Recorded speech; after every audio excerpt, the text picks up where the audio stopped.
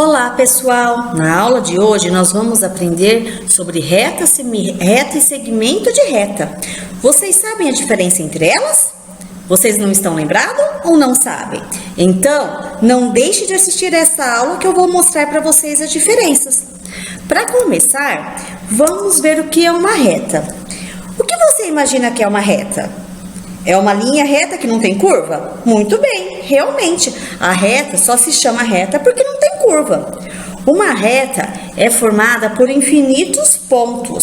Ela é infinita e ilimitada. Quando representamos uma reta, eu coloco nas extremidades uma setinha, que é para indicar que ela é infinita de um lado e do outro também. Ou seja, ela é ilimitada, ela não tem fim. Não tem um começo e não tem um fim. E antes de eu traçar uma reta, eu preciso pelo menos de 2 pontos, porque ela é formada por infinitos pontos. Então, eu preciso de no mínimo 2 pontos para traçar uma reta. Aqui eu tenho 2 pontos, que eu vou chamar de ponto A e ponto B. Quando eu vou nomear os pontos, dar nome aos pontos, eu sempre utilizo letras maiúsculas. Então, aqui eu tenho 2 pontos, então eu consigo traçar uma reta. Então, como que eu represento essa reta aqui? A reta AB. Então, ó, aqui na representação eu também coloco as setinhas para indicar que é uma reta, que ela não tem um começo e não tem um fim. Então, ela é infinita. Nesse outro exemplo aqui, eu tenho os pontos E, F. Então, eu consigo também traçar uma reta. E sua representação é a reta EF, sempre colocando as setinhas nas suas extremidades. E essa daqui? Nossa, professora, você falou que tinha que usar letra maiúscula, agora colocou uma letra minúscula. E por que você não colocou 2 pontos nessa daqui? Porque aqui eu tenho uma reta e eu estou nomeando essa reta de reta R. E quando eu dou um nome para uma reta, eu uso letra minúscula. Nem sempre eu preciso marcar os pontos da reta. Eu tenho que saber que ela é formada por infinitos pontos. E aqui eu não marquei os pontos, mas eu dei um nome para a reta. Chamei ela de R. E nesse último exemplo aqui, além de eu marcar os pontos e J, eu também chamei a reta de T. Então, como eu represento essa reta T, a reta T é representada pelos pontos e J. Então, as setinhas na extremidade. Agora vamos ver a definição de semirreta. A semirreta é uma parte da reta que tem um início, uma origem, mas não tem um fim. Então, ou seja, ela tem um começo, mas não tem um fim. Então, aqui, ó, tá vendo? O ponto U é o meu ponto de origem, é o início da semirreta. E ela tem, ó, passa pelo ponto V, mas ela não tem um fim, porque a setinha indica que ela continua. Se eu poderia continuar ela aqui. Então, ela não tem um fim, ela só tem um começo. Então, como que eu represento a semirreta? Essa semirreta UV. Então, eu coloco as letras do ponto V, coloco o pontinho no início da reta, da semirreta, e faço a setinha na outra extremidade, para dizer que ela tem um começo, mas não tem um fim. Vamos ver esse outro exemplo aqui, ó.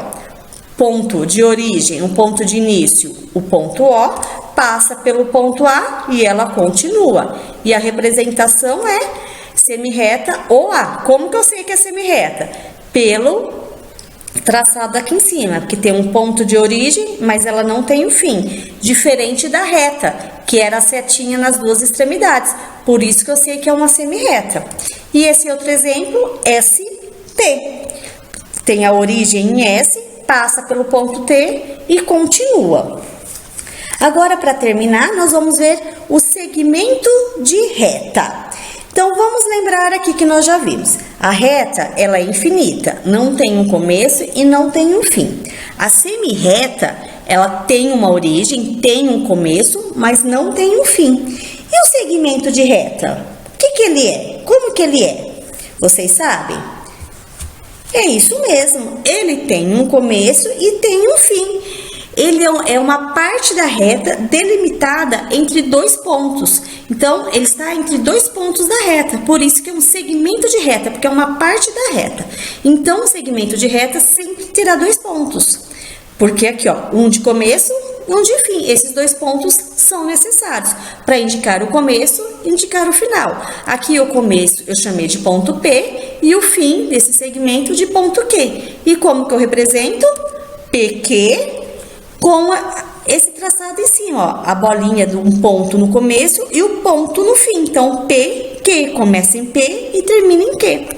Esse outro exemplo, ó, BC tem a origem no ponto B e o seu fim no ponto C. Então, BC.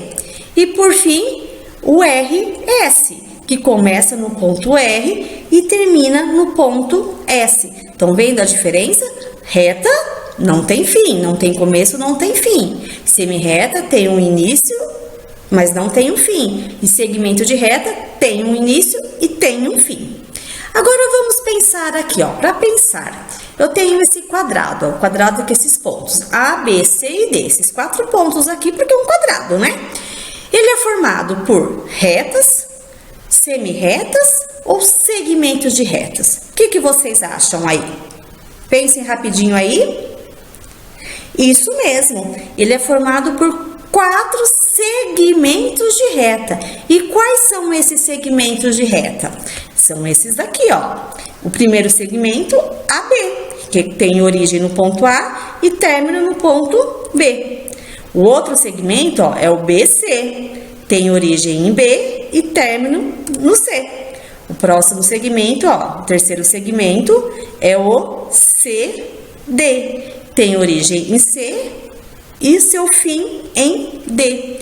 E o último segmento é o AD, ou DA, mas eu vou representar aqui como AD, que eu vou estar utilizando a ordem alfabética aqui, tá? Então, AD tem início em A e o fim no D. Então, um quadrado é formado por segmentos de reta. Então, só relembrando o que nós vimos hoje, nós vimos que a reta é formada por infinitos pontos, e ela não tem um início, não tem um fim. Então, para representar, eu preciso usar as setinhas dos dois lados para falar que ela é ilimitada dos dois lados. Não tem um começo e não tem um fim. Já a semi-reta tem um início, mas não tem um fim. Então, eu utilizo um ponto para marcar a origem, passa por um outro ponto, mas eu indico com a setinha em uma das extremidades para dizer que ela é infinita, não tem um fim. E, por fim, o segmento de reta, que é uma parte da reta delimitada por 2 pontos, ou seja, ela tem um começo e tem um fim. Como esse daqui que a gente acabou de ver, o PQ, tem um início em P e um término em Q. Então, essa foi a nossa aula sobre reta, semi-reta e segmento de reta. Espero que vocês tenham entendido a diferença entre elas e agora é só praticar. Até a nossa próxima aula!